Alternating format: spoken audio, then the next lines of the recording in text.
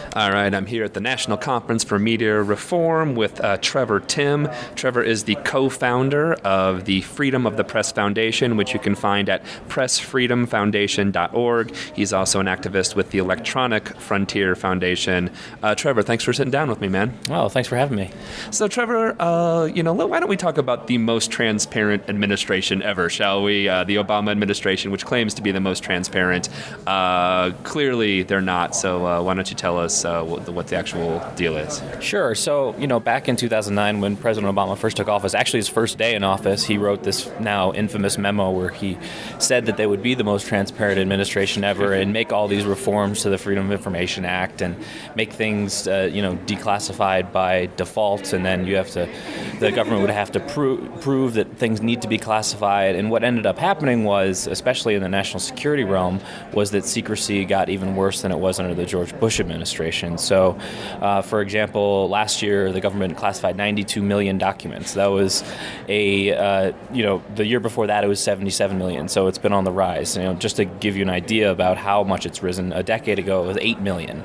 So the president hasn't really lived up to his promises, especially in the national security realm. With Freedom of Information Act requests, they've been challenging just as much as the Bush administration, sometimes more. And most importantly, President Obama has made a concerted effort to prosecute whistleblowers, which has probably been the most disappointing thing of this whole thing. So in the 5 years he's been in office, he's prosecuted 6 whistleblowers or leakers to the press under the Espionage Act.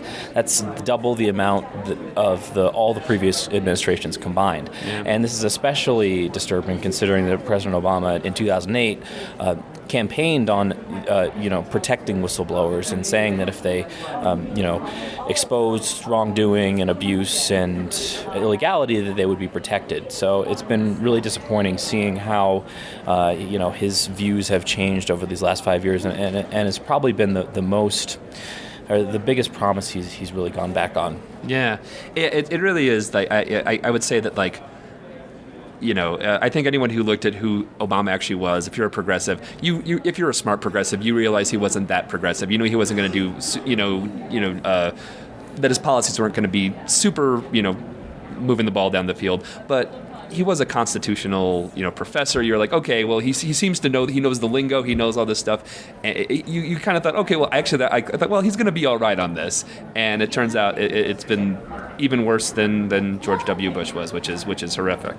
Right. I think a lot of people have been disappointed with President Obama in other areas, but I think you're right in the fact that if you look at what he said during the campaign, that he was this kind of incrementalist where he was going to slowly move the ball forward. Yeah. But with transparency, it was different. Like, he was very direct about how he was going to transform the system. And this wasn't just campaigning. This was like his memo to all of these government agencies, like when he first got into office, saying that he was going to make all of these really great changes. And hopefully one day these changes will still be made. But this is the one issue where he has done a complete 180, not just kind of slowed things down, or, you could have read into his words at one point that he was going to do this.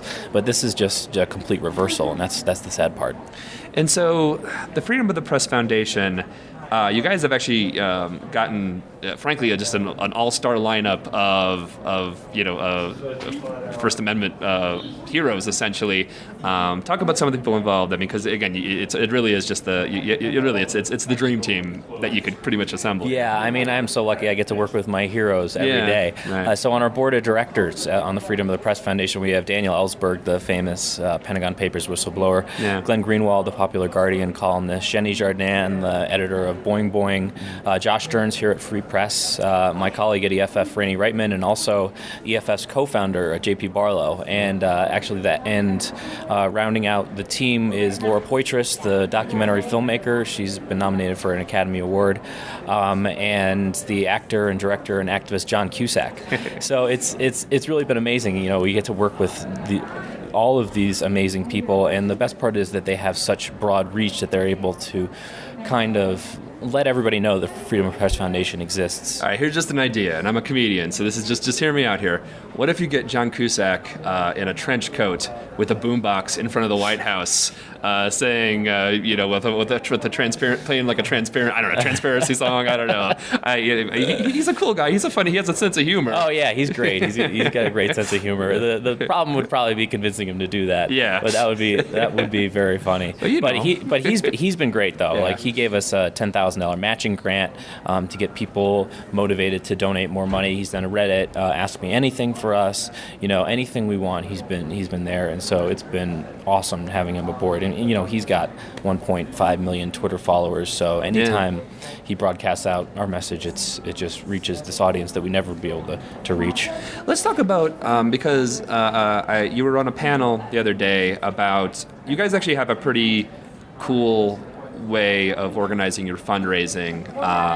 So let's talk a little about that. I mean, a good portion of it goes to WikiLeaks, but you also send money to a lot of different media organizations. Let's talk a little about that. Sure, yeah. So a lot of what we do is crowdfunding for transparency journalism organizations. So like we were talking about before about President Obama's backtracking on transparency, one of the ways that you can get around, or not get around, but fight back against these policies where he's fighting Freedom of Information Act requests and not being transparent about issues, is reporting, and getting leaks from government officials and publishing information that's in the public interest but may technically be secret. And I'm sure a lot of people know, WikiLeaks was cut off from Visa, MasterCard, and PayPal about 2 years ago, despite not committing a crime and despite publishing the exact type of information the New York Times publishes all the time. Right. And so we really thought this was an injustice and kind of an end around the First Amendment. Just a couple congressmen had pressured these companies into doing so. So this was really our inspiration for Freedom of the Press Foundation. We wanted to do something about it. So we decided to take donations to WikiLeaks, but we're also we wanted our mission to be a lot broader than that. And we don't need just one WikiLeaks, we need 10 or 100. Yeah. And so we wanted to promote all of these other really great journalism organizations that are doing aggressive reporting in the area of government secrecy and national security. And a lot of times people haven't really heard about them, and so we wanted to give them a huge platform that hope people can both give money to and kind of read about what they've been doing, and they may not have heard about them before. So we started about 4 months ago, and for our first bundle, we had 4 organizations we took money for, which is WikiLeaks, also Muckrock, the Uptake, and the National Security Archive, and we raised over $190,000 for these organizations. So WikiLeaks got about half of that money, about $80,000, and the rest of these groups got between $15,000 and $20,000 each, and then people also gave us a little bit of money as well. So it was, a huge success in our minds, probably more than we even were hoping for, and so it was great to see that people really care about these issues, because I think a lot of times when we talk about transparency and Obama's broken promises, people think, oh, well, people don't really care about this issue, so that's why he can just go ahead and do this. But actually, in fact, I think, we're proving that people really do care about it.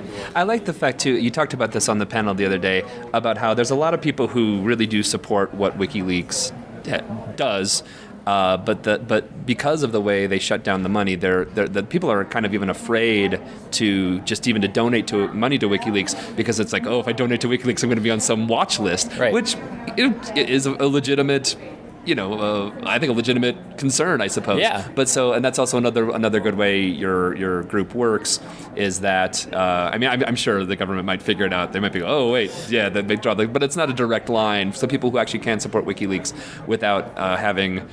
This sounds ridiculous, but it's sick that we have to have this conversation, and even it coming out of my mouth, I'm just like, this is so messed up. I can't believe this is how our country, we're supposed to be the freest country in the world. I can't believe this is actually happening.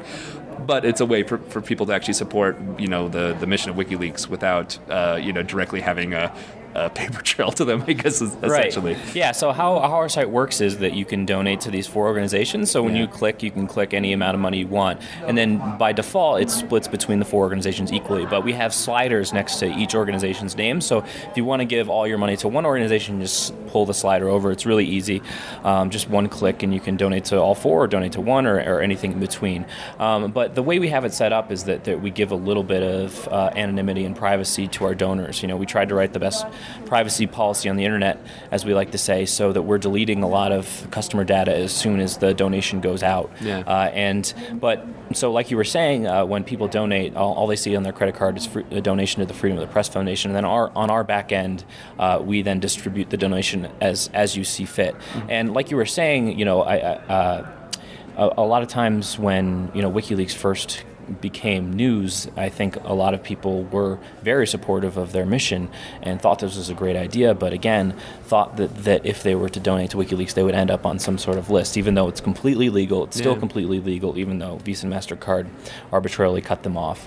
It's protected by the First Amendment, and so we want to give people just a little bit more safety and security if they feel uncomfortable donating directly to them. Yeah. Well, that's great, man. And Trevor Timm, co-founder of the Freedom of the Press Foundation, pressfreedomfoundation.org. You can check them out. And again, they're doing, again, like I said, it's a dream team of civil liberties and First Amendment people. You couldn't find a better group. So thanks so much for what you guys are doing, and thanks for sitting down with me. Thanks a lot.